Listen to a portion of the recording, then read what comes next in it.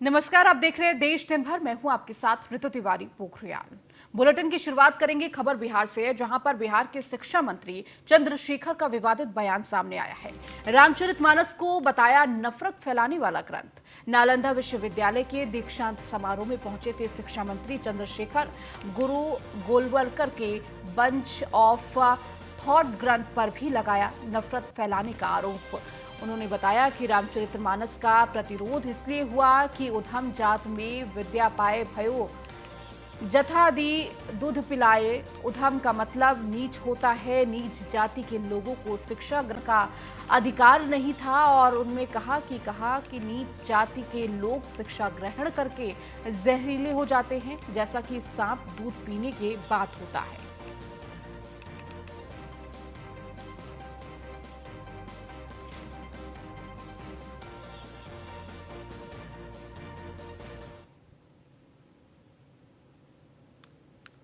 मनुस्मृति को जलाने का क्यों काम किए? इसलिए कि न मनुस्मृति में एक बड़े तबका के खिलाफ 85% लोगों के खिलाफ अनेकों गालियां दी गई। रामचरितमानस का क्यों प्रतिरोध हुआ? किस अंश का प्रतिरोध हुआ? अधम जात में विद्या पाए भयहु जथा ही दूध पिलाए। यानी अधम मतलब होता है नीच। दुनिया के लोगों सुनो, आपके माध्यम से कहना चाहता हूँ, नीच जाति के लोगों को शिक्षा ग्रहण करने का अधिकार नहीं था और उसमें कहा गया है कि नीच जाति के लोग शिक्षा ग्रहण करके जहरीला हो जाते हैं, जैसा कि सांप दूध पीने के बाद होता। मनुस्मृति को जलाने का क्यों काम किए? इसलिए कि तो ये बयान रामचरितमानस को लेकर ये बयान आया है। शिक्षा मंत्री, बिहार की शिक्षा मंत्री हैं और इस तरह का बयान चंद्रशेखर का ये विवादित बयान सामने आया है। नालंदा विश्वविद्यालय के दौरान ये बयान मीडिया से बात करते हुए दिया। शिक्षा मंत्री ने रामचरितमानस को बताया नफरत फैलाने वाला ग्रंथ। इस विवादित बयान के बाद लगातार हर आक्रोश भी देखने को मिल रहा है। तो हिंदू धर्मगुरु इस विवादित बयान को लेकर सवाल भी खड़े कर रहे हैं। शिक्षा मंत्री का इस तरह का बयान देना कहीं ना कहीं सवालों के घेरे में है और ये कोई पहला मामला नहीं है। लगातार ऐसे मामले सामने आ रहे हैं जहां इस तरह की विवादित टिप्पणी लगातार बिहार से सामने आ रही है।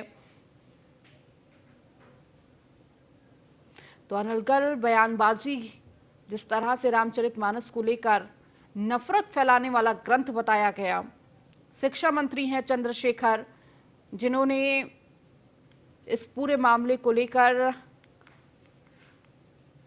अपने बयान पर अड़े रहे।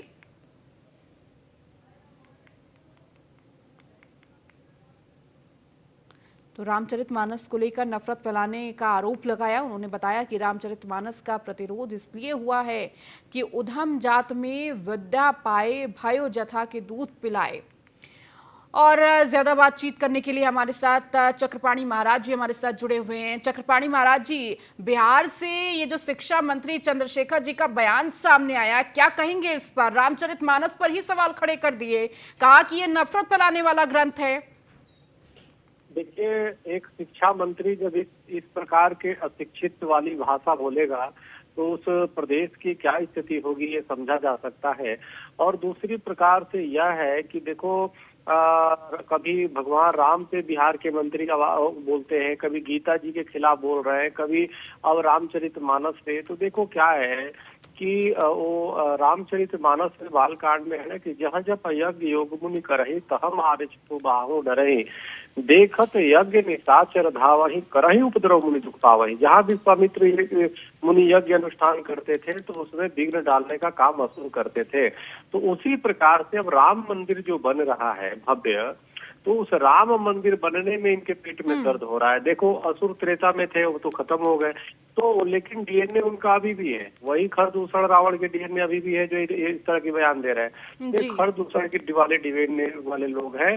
राम मंदिर बन रहा है इसलिए इनके पेट में दर्द हो रहा है। आप देखो, जैसे जैसे राम मंदिर बनके जब 1 जनवरी 2024 को जब तैयार होगा, ऊपर जब ध्वज लग जाएगा, इनके अंदर का डीएनए और इनकी नकारात्मक जो जो सोच है वो निश्चित रूप से भगवान राम जी खत्म करेंगे। तो इसलिए इन लोगों का अभी ऐसे सुधरने वाले हैं नहीं। मैं तो अभी भी निवेदन करता हूँ ऐसे माननीय मंत्रियों को इस तरह के बयान न दे और सनातन धर्म के खिलाफ न बोले। आप जो है अभी भी समय है, माफी मांग लीजिए, जैसे भगवान राम ने मौका दिया था रावण को। नहीं सुधरेंगे तो फिर तो परमात्मा जो निर्णय देगा तो देगा ही। इसलिए मेरा निवेदन है माननीय मंत्री से कि अपना बयान वापस ले, माफी मांगे। लेकिन चक्रपाणी महाराज जी देखिए, बयान को लेकर अभी भी वो अड़े हुए हैं, तमाम तरह के विरोध भी सह रहे हैं, लेकिन कहा है कि जो बयान दिया है उस पे मैं अड़ा हुआ हूं। लेकिन ये कोई पहला मामला नहीं है, ऐसे कई मामले सामने आए हैं जब हिंदू ग्रंथों को लेकर इस तरह की बयानबाजी, अनर्गल बयानबाजी आई हो, लेकिन इस पर रोक नहीं लग रही है। देखिए, रोक के लिए तो सरकार, केंद्र है या प्रदेश है, उनको करना चाहिए।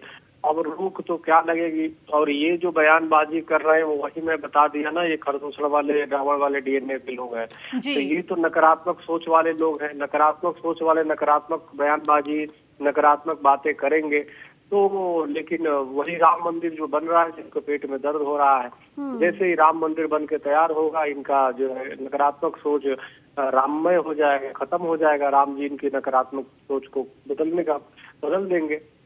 जी, बहुत शुक्रिया चक्रपाणी महाराज जी हमारे साथ जुड़ने के लिए। तो रामचरितमानस को लेकर बिहार के शिक्षा मंत्री हैं जिन्होंने इस तरह का बयान दिया है। तो शिक्षा मंत्री चंद्रशेखर का ये विवादित बयान, और ये कोई पहला मामला नहीं है जब इस तरह के अनर्गल बयानबाजियां हिंदू ग्रंथों को लेकर सामने आई हों।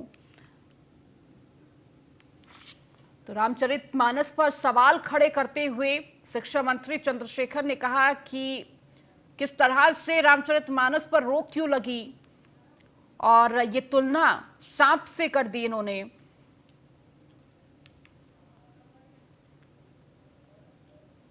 और देखिए, तमाम इस बयानबाजी के बाद तमाम इसका विरोध भी सामने आया है।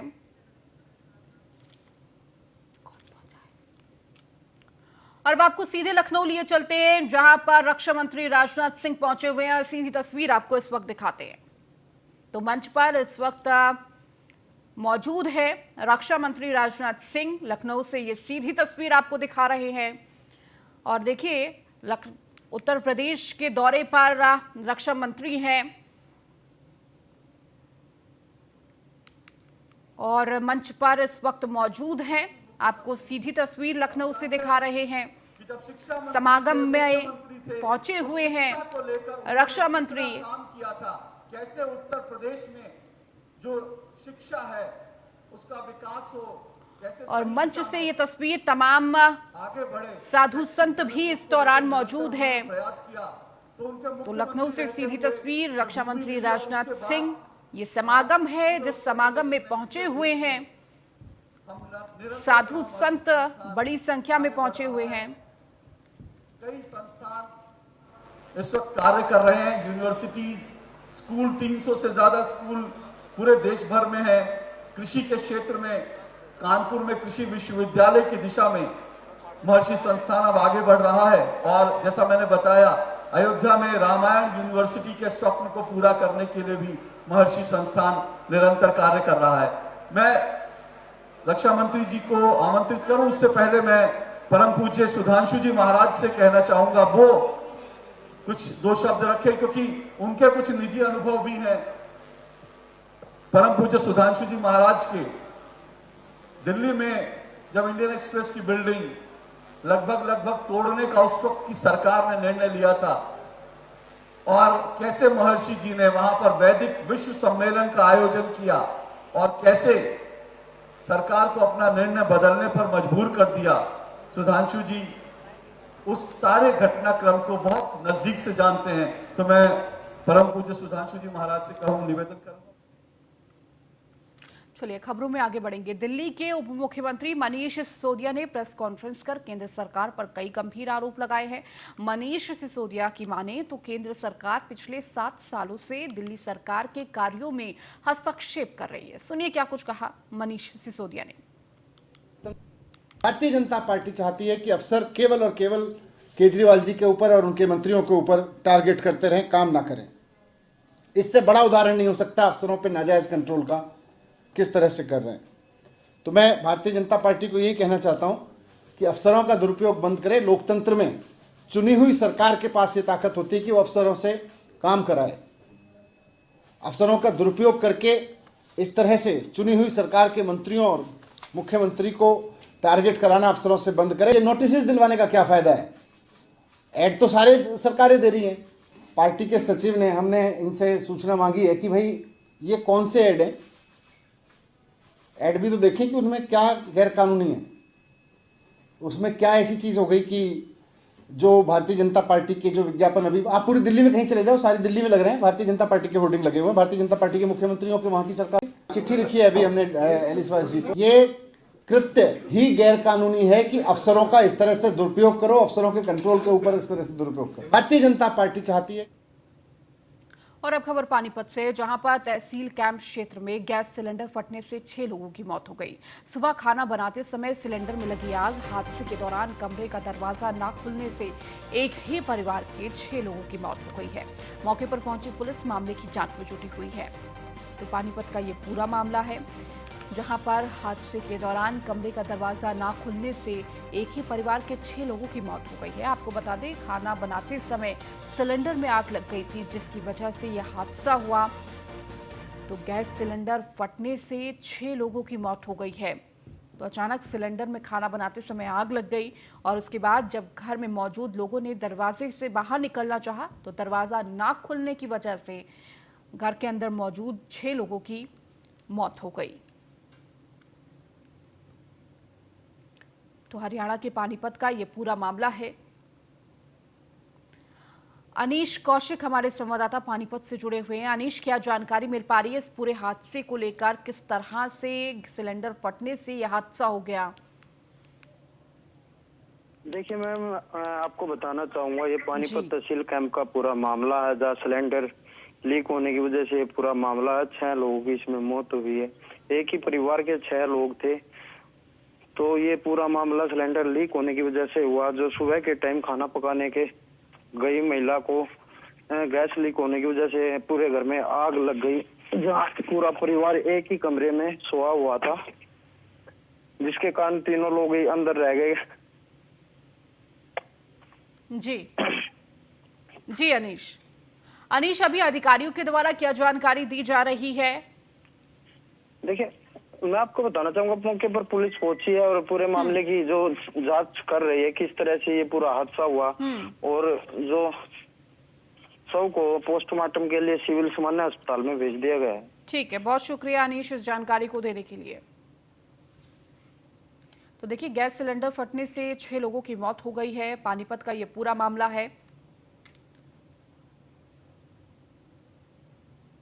रांची में सीएम हेमंत सोरेन से केंद्रीय कोयला सचिव अमृत लाल मीणा, अपर सचिव नागाराजू, कोल इंडिया के अध्यक्ष प्रमोद अग्रवाल और सीसीएल के सीएमडी पीएम प्रसाद ने शिष्टाचार भेंट की। इस दौरान झारखंड में अवस्थित कोल खनन परियोजना, नए कोल ब्लॉक और कोयला उत्पादन से जुड़े अन्य मुद्दों पर चर्चा हुई।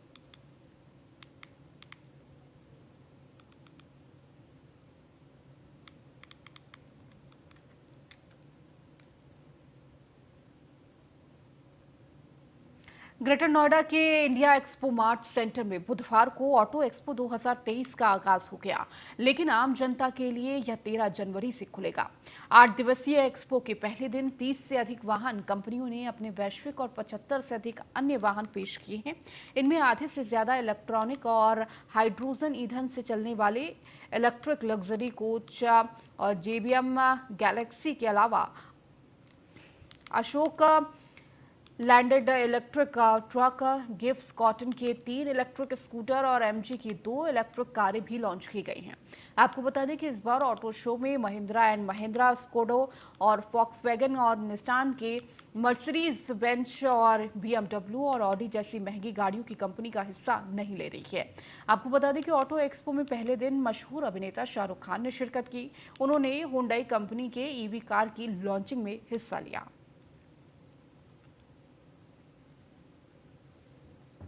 मोटो एक्सपो मार्ट में देखिए अलग अलग ब्रांड्स हैं जो अलग अलग गाड़ियों के साथ आए हैं। वहीं एक नई तस्वीर आप देख रहे होंगे यहाँ पर टू व्हीलर्स वाहन की, जो सबसे ज़्यादा लोगों को ज़रूरत होती है क्योंकि इतना ज़्यादा ट्रैफिक है। और सबसे बड़ी खासियत ये है कि ये इलेक्ट्रिकल चार्ज है। वहीं देखिए पीछे कुछ ऑटोज़ भी हैं जिसमें देखिए अलग अलग यहाँ पर क्या इसकी क्वालिटी है, क्योंकि ये अपने आप में इलेक्ट्रिकल है। और देखिए अलग अलग यहाँ पर लुक भी दिए गए हैं। तो देखिए ई रिक्शा की तरह इसको कुछ बनाया गया है, लेकिन सबसे बड़ी खासियत ये है कि जिस तरीके से पॉल्यूशन लगातार बढ़ रहा है, उसके बाद इसमें इलेक्ट्रिकल बैटरी सिस्टम दिया गया है। तो देखिए हम जानने की यहाँ पर लोगों से भी कोशिश करेंगे कि किस तरीके से ये चलेंगी, कितना पॉल्यूशन इनसे तो देखिए होगा नहीं, क्योंकि ये इलेक्ट्रिकल गाड़ी है। देखिए आप देखेंगे कि तो बिल्कुल ई रिक्शा वाला इसका लुक है पूरा, और इब्लू ये ब्रांड है। लेकिन देखिए कितना ये अपने आप में अट्रैक्टिव है, क्योंकि देखिए आम मर्रा की आम आदमी जो इसकी ज़रूरत है उसकी यही है कि वो टू व्हीलर पर सबसे ज़्यादा सड़कों पर चलता हुआ नज़र आता है। मेरा नाम हैदर अली खान है, मैं सीईओ हूँ गोदावरी इलेक्ट्रिक मोटर्स का। ये इब्लू ब्रांड के अंडर में ये हमने गाड़ी लॉन्च किया है। ये ई ऑटो जो आप देख रहे हैं, इसका नाम है इब्लू रोजी। आप देख सकते हैं कि ये गाड़ी का जो बॉडी है, ये पहला 3 व्हीलर है इंडिया में जो इस प्लास्टिक से बना है, जिसको बोलते हैं DCPD। ये high grade light weight plastic है। ये अभी तक सिर्फ बड़े बसेस और हाई एंड ट्रक्स में यूज़ होते थे। ये अभी हमने फर्स्ट टाइम 3 व्हीलर में यूज़ किया है। ये इम्पैक्टफुल, कितना भी इम्पैक्ट ये ले सकता है, टूटेगा नहीं ये, कितना भी ये लोड कैरी कर सकता है, रस्ट नहीं होगा, और फिट एंड फिनिश इसका आप देखिएगा तो कार जैसा है। ये हमारा सबसे बड़ा USP है व्हीकल का। इसके अलावा रियर में हमारा इंडिपेंडेंट सस्पेंशन है, जो कि बहुत कंफर्टेबल राइड और गाड़ी को स्टेबिलिटी देगा। ये कितना भी शार्प टर्न में गाड़ी पलटेगी नहीं। देखिए यहाँ पर थे ये गोदावरी के CEO, जिन्होंने ये बताया कि जो इस रिक्शा टाइप की ऑटो है, इसमें प्लास्टिक का भी ऐसा यूज़ किया गया है कि जो बहुत ही अच्छा है। वहीं अगर हम बात करें इसकी सीट्स की या इसके वेट्स की, तो इन्होंने बताया है कि कभी जो लगातार हम देखते हैं ई रिक्शा जो सड़कों पर पलटते हुए नज़र आते हैं, ऐसा इसमें देखने के लिए नहीं मिलेगा। और इसकी कैपेसिटी जो वेट की है वो भी बहुत ज़्यादा हाई है। न्यूज़ ऑन इंडिया से कैमरामैन राम त्रिपाठी के साथ मैं प्रिया राणा, ग्रेटर नोएडा। मोटो एक्सपो मार्ट में अगर हम बात करें अलग अलग गाड़ियों की, तो सभी जो हैं काफ़ी अट्रैक्टिव यहाँ पर लग रही हैं। बहुत सारे ब्रांड्स ऐसे हैं जो सिर्फ फॉरेन कंट्री में अवेलेबल हैं, और बहुत सारे ब्रांड्स ऐसे हैं जो इंडिया में भी हैं। लेकिन आप तस्वीरों में देखेंगे इन गाड़ियों को, तो ये गाड़ी जो है इंडिया की सड़कों पर कम नज़र आएंगी। वहीं देखिए एक्सोटिक व्हील्स की बात करें, चाहे हम इस गाड़ी की बात करें, तो सभी अपने आप में अट्रैक्टिव हैं। और देखिए ये मर्सिडीज़ का एक ब्रांड है, जिसमें कि सबसे स्पेशलिटी इसकी ये है कि देखिए आपको जो ये कार नज़र आएगी, बिल्कुल ये न्यू कार है, लेकिन ये 15,000 किलोमीटर चली हुई है। बाकी देखिए यहाँ पर इनके CEO हैं, जिनसे हम जानकारी लेने की कोशिश करेंगे कि आखिर इन सब गाड़ियों के क्या फ़ीचर्स हैं, क्या क्वालिटीज़ हैं। ये सारी गाड़ियाँ आपके पास हैं, सबसे पहले आप इनके फ़ीचर्स के बारे में बताएं। जितनी भी कारें हमारे पास हैं, सब सुपर कार्स हैं, स्पोर्ट्स एंड परफॉर्मेंस कार्स हैं। और जो हमारे पास अवेलेबल है वो काफ़ी लेस ड्रिवन कार्स हैं। प्री ओन डिपार्टमेंट्स में हम काम करते हैं। जैसे हमारे पास ये G-Wagon है, ये सिर्फ 15,000 किलोमीटर चली है, 2020 registered, and it is still in waiting, so the demand is very high. Sir जितनी भी ये गाड़ियाँ हैं, देखिए क्योंकि ये स्पोर्ट्स लुक हैं, सबसे पहले अगर हम इसकी बात करें तो शायद ही एक्सपो मार्ट में ऐसी गाड़ी कोई देखने के लिए है। तो इसके इस वाली जो ये कार है, इसके क्या फ़ीचर्स हैं और कौन से मॉडल की ये कार है? ये कार 2013 है, ओनली 7,000 किलोमीटर्स ड्रिवन है, फर्स्ट ओनर। और इन कारों में इनके इंजन स्पेक्स ये हैं कि ये इसके अंदर फरारी के इंजन लगी हुई है। और बहुत एक्सपेंसिव ये कार्स हैं, जिसकी वजह से ये देखिए काफ़ी अट्रैक्टिव यहाँ पर नज़र आ रही हैं। चाहे हम इसकी कलर्स की बात करें या इनकी लाइट्स की बात करें, LEDs की, तो देखिए काफ़ी यहाँ पर बेहतर है। वहीं अगर हम इसके स्टीयरिंग की बात करें, तो देखिए स्टीयरिंग भी बिल्कुल अलग नज़र आ रहा है। और सबसे बड़ी बात देखिए, ये ओल्ड कार इन्होंने बताई है 2013 की, लेकिन उसके बाद भी अगर आप गाड़ी के फ़ीचर्स देखेंगे तो गाड़ी के फ़ीचर्स आपको बिल्कुल अलग यहाँ पर नज़र आएंगे। वहीं अगर हम इसकी सीट्स की बात करें तो सीट्स भी काफ़ी कंफर्टेबल्स हैं। और देखिए अगर हम इसकी बैक लाइट्स की बात करें या बैक एरिया की बात करें, तो वो भी काफ़ी अट्रैक्टिव यहाँ पर नज़र आ रही हैं। वहीं देखिए उसके साथ में एक दूसरी कार है, वो जो ब्लू कलर्स में है। सर जो ये ब्लू वाली कार है, ये कौन सा मॉडल इसका है और क्या कुछ इसके फ़ीचर्स हैं? This is 2013, only 13,000 kilometres, first owner, HP registration, and this comes with the 6 litre of engine. So ये GT में स्पीड वाला वर्जन है, जिसमें more than 90 more horsepower होता है एज़ कंपैरिजन टू GT। कि यहाँ पर जो अगर हम बात करें एक्सपो मार्ट की, तो देखिए बहुत अलग अलग सेशन हैं, अलग अलग यहाँ पर ब्रांड्स हैं, लेकिन देखिए सबसे ज़्यादा जो है स्पोर्ट्स कार यहाँ पर लुक्स जो है काफ़ी देखने के लिए मिल रहा है। देखना होगा कि कल भी बहुत सारी कंपनियाँ हैं जो अलग अलग गाड़ियों को लॉन्च करती हुई नजर आएंगी। कैमरामैन राम त्रिपाठी के साथ मैं प्रिया राणा, ग्रेटर नोएडा, मोटो एक्सपो। चलिए खबरों में आगे बढ़ेंगे, बात फतेहपुर की करेंगे, जहां पर धर्मांतरण के मामले में लगातार नए खुलासे हो रहे हैं। ताज़ा मामला ASI मिशनरी के विदेशी फंडिंग से जुड़ा हुआ है। सूत्रों की माने तो ईसाई मिशनरी ईशु दरबार में चंगाई सभा लगाने के लिए लगातार विदेशों से पैसों की डिमांड कर रहे थे। पुलिस ने प्रयागराज के नैनी के एग्रीकल्चर इंस्टीट्यूट शूआउट सोसाइटी बोर्ड के सदस्य डॉक्टर आइजक फ्रैंक को बयान दर्ज कराने के लिए बुलाया था। तो वहीं सूत्रों की माने तो इस पूरे खेल में पाकिस्तान की खुफिया एजेंसी ISS के शामिल होने की भी आशंका जताई जा रही है।